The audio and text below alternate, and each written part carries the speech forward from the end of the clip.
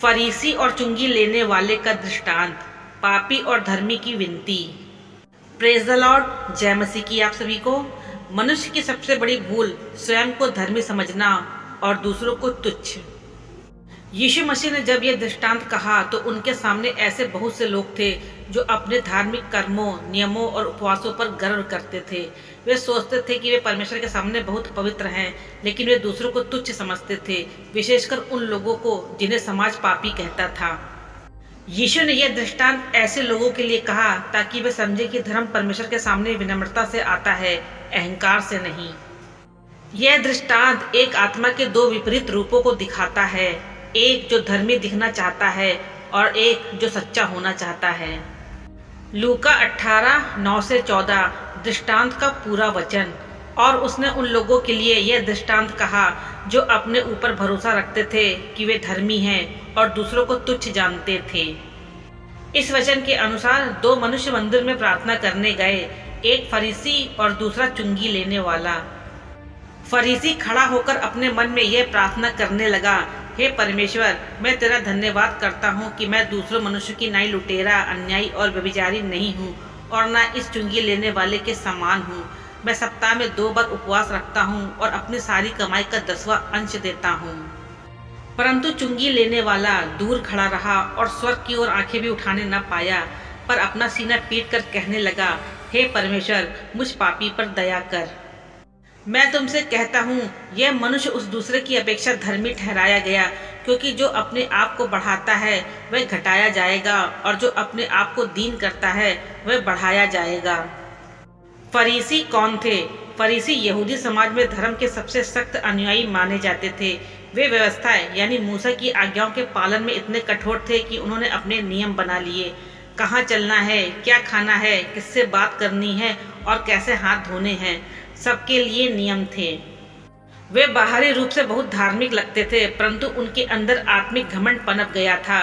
वे अपने कर्मों पर भरोसा रखते थे, न कि परमेश्वर की दया पर। मत्ती 23:27 में यीशु ने ऐसे लोगों को कई बार अंधे, मार्गदर्शक और रंगे हुए कफन कहा, जो बाहर से सफेद हैं पर अंदर मृत हड्डियों से भरे हैं। इसलिए फरीसी उस व्यक्ति का प्रतीक है जो सोचता है कि वह धर्मी है, पर उसका दिल अभिमान से भरा है। चुंगी लेने वाला कौन था? चुंगी लेने वाले टैक्स कलेक्टर यहूदियों में सबसे अधिक नफरत किए जाने वाले लोग थे। वे रोमी साम्राज्य के लिए कर इकट्ठा करते थे और अधिक धन लेने के लिए अक्सर धोखाधड़ी करते थे। यहूदी लोग उन्हें पापी, धोखेबाज और विश्वासघाती मानते थे। फिर भी यही व्यक्ति मंदिर में आया, लेकिन अपने को धर्मी साबित करने के लिए नहीं, बल्कि दया मांगने के लिए। उसने अपना सिर नहीं उठाया, केवल छाती पीटते हुए कहा, हे परमेश्वर, मुझ पापी पर दया कर। यह छोटा सा वाक्य ही उसकी पूरी आत्मा का चित्र है। टूटापन, स्वीकार और पश्चाताप, दोनों की प्रार्थनाओं में फर्क। फरीसी कहता है, मैं उपवास रखता हूँ, मैं दान देता हूँ, मैं पापी नहीं हूँ। उसकी प्रार्थना अपने बारे में है। लेकिन चुंगी लेने वाले की प्रार्थना का केंद्र परमेश्वर है।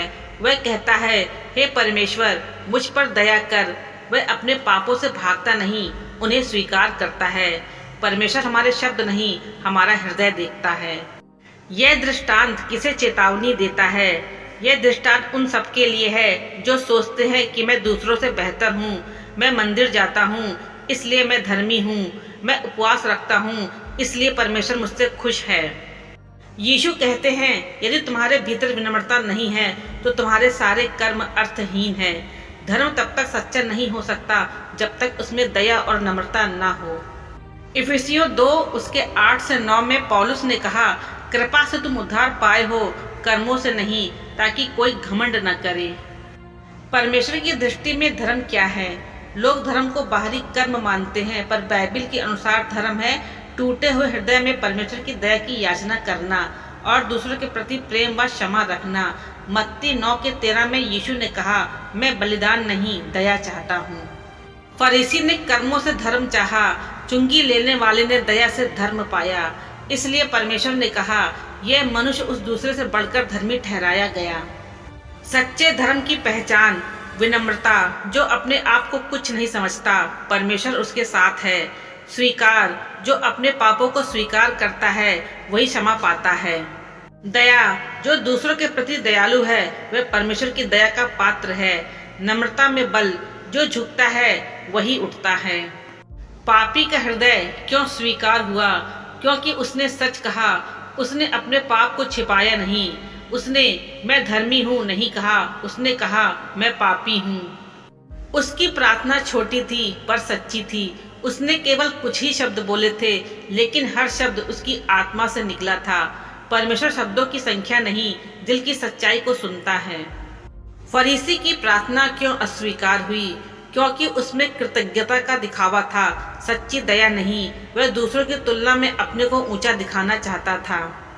वह अपने कर्मों का हिसाब परमेश्वर को बता रहा था, जैसे कह रहा हो कि मैं योग्य हूँ कि मुझे स्वीकार करे। पर सच्चाई यह है कि कोई भी अपने कर्मों से योग्य नहीं बनता, केवल कृपा से बनता है।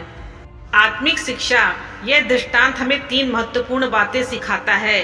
पहली, धर्म दिखावे से नहीं दिल से आता है। दूसरी, जो नम्र होता है वही ऊंचा ठहराया जाता है। तीसरी, जो अपने पाप को स्वीकार करता है वही क्षमा पाता है। इसलिए यीशु कहते हैं, जो अपने आप को बढ़ाता है वह घटाया जाएगा, और जो अपने आप को दीन करता है वह बढ़ाया जाएगा। जीवन में इसका प्रयोग कैसे करें? प्रार्थना में तुलना न करें, दूसरों की नहीं अपनी आत्मा की जांच करें। दया मांगना कभी बंद न करें, परमेश्वर की दया ही उद्धार का आधार है। अपने कर्मों का घमंड न करें, क्योंकि सब कुछ उसकी कृपा से है। दूसरों को नीचा न देखें, हर आत्मा परमेश्वर की सृष्टि है। सच्ची विनम्रता अपनाएं, क्योंकि वही हमें महान बनाती है। आधुनिक युग के लिए संदेश, आज भी बहुत से लोग चर्च या प्रार्थना में केवल दिखावे के लिए जाते हैं। वे सोचते हैं कि केवल धार्मिक कार्य करने से वे परमेश्वर के प्रिय हैं, लेकिन परमेश्वर को धार्मिक अभिनय नहीं चाहिए, उन्हें सच्चा पश्चाताप चाहिए। इस दृष्टांत में यीशु हमें चुनौती देते हैं कि हम खुद से पूछे, क्या मैं प्रार्थना में फरीसी हूँ या चुंगी लेने वाला? क्या मैं अपने को सही साबित करने की कोशिश करता हूँ कि ईश्वर से क्षमा मांगने को आता हूँ? परमेश्वर का न्याय गुप्त में होता है। इस दृष्टांत की एक गहरी सच्चाई ये है कि परमेश्वर दिल देखता है, चेहरा नहीं। लोग फरीसी को सम्मान देते थे, लेकिन परमेश्वर ने चुंगी लेने वाले को स्वीकार किया, क्योंकि परमेश्वर के राज में उल्टा नियम है। मत्ती 19:30 में लिखा है, जो पहले हैं वे पीछे होंगे, और जो पीछे हैं वे पहले होंगे। नम्रता का रहस्य, नम्रता का अर्थ अपने को नीचा दिखाना नहीं, बल्कि सत्य को स्वीकार करना है। चुंगी लेने वाला जानता था कि वह पापी है, पर उसने दया में विश्वास किया। वह कह सकता था, अब बहुत देर हो गई, लेकिन उसने कहा, हे परमेश्वर, मुझ पर दया कर। यही विनती उसे धर्मी ठहराने के लिए पर्याप्त थी। आज की प्रार्थना का उदाहरण, हे प्रभु, मैं दूसरों से बेहतर नहीं हूँ, मैंने भी गलतियाँ की हैं, पर तू दयालु है। मुझे न कर्मों से न नियमों से, बल्कि तेरी कृपा से धर्मी ठहरा। मुझ पापी पर दया कर। सच्चे धर्म की पहचान, यह दृष्टांत हमें सिखाता है कि धर्मी होने का अर्थ दूसरों से बेहतर होना नहीं, बल्कि ईश्वर पर पूरी तरह निर्भर होना है। पापी होने का अर्थ निराशा होना नहीं, बल्कि दया मांगने वाला होना चाहिए। फरीसी ने आत्मविश्वास से प्रार्थना की, पर वह खाली लौटा। चुंगी लेने वाले ने टूटी आत्मा से पुकारा, और वह धर्मी ठहराया गया। इस पर बाइबल क्या कहती है, चलिए देखते हैं। लूका 18:14 में, जो अपने आप को बढ़ाता है वह घटाया जाएगा, और जो अपने आप को दीन करता है वह बढ़ाया जाएगा। आध्यात्मिक सीख, बाहरी धर्म परमेश्वर को प्रभावित नहीं करता। टूटे दिल की पुकार स्वर्ग को छू लेती है। परमेश्वर के सामने धर्म का प्रमाण दया है, दिखावा नहीं। और सच्ची प्रार्थना कम शब्दों में भी प्रभावशाली होती है। अगर ये वीडियो आपको पसंद आया हो तो लाइक, शेयर, सब्सक्राइब करें। परमेश्वर आप सभी को आशीष दे। आमीन।